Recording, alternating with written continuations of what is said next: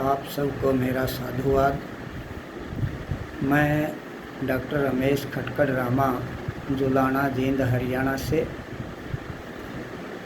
और आप देख रहे हैं रामा की कार्यशाला यूट्यूब चैनल, जो साहित्य, संस्कृति व कृषि की जानकारी देता है।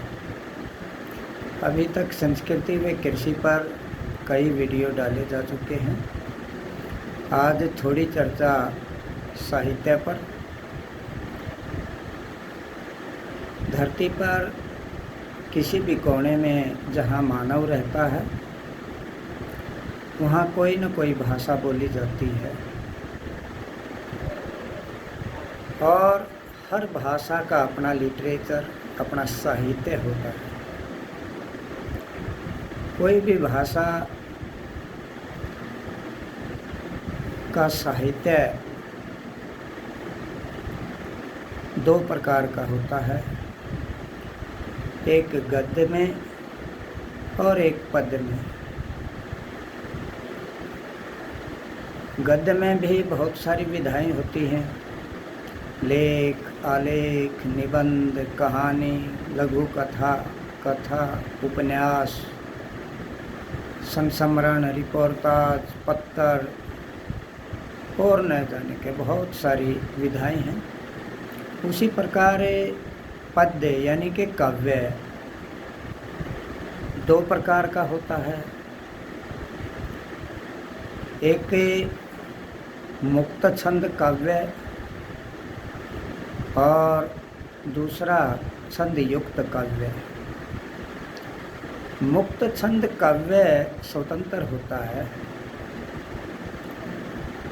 इसमें कोई विशेष नियम नहीं लागू होता, जबकि छंदयुक्त काव्य विशेष नियमों में बंधा होता है। जितना भी सृजन छंदयुक्त काव्य में होता है, वो उन विशेष नियमों से बाहर नहीं निकल सकता, और इन विशेष नियमों को ही छंद कहते हैं। सैकड़ों प्रकार के छंद हिंदी भाषा में पाए जाते हैं। प्रत्येक छंद का अपना विधान होता है, और उस विधान में जो सृजन किया जाता है, उस सृजन को उसी छंद का नाम दिया जाता है।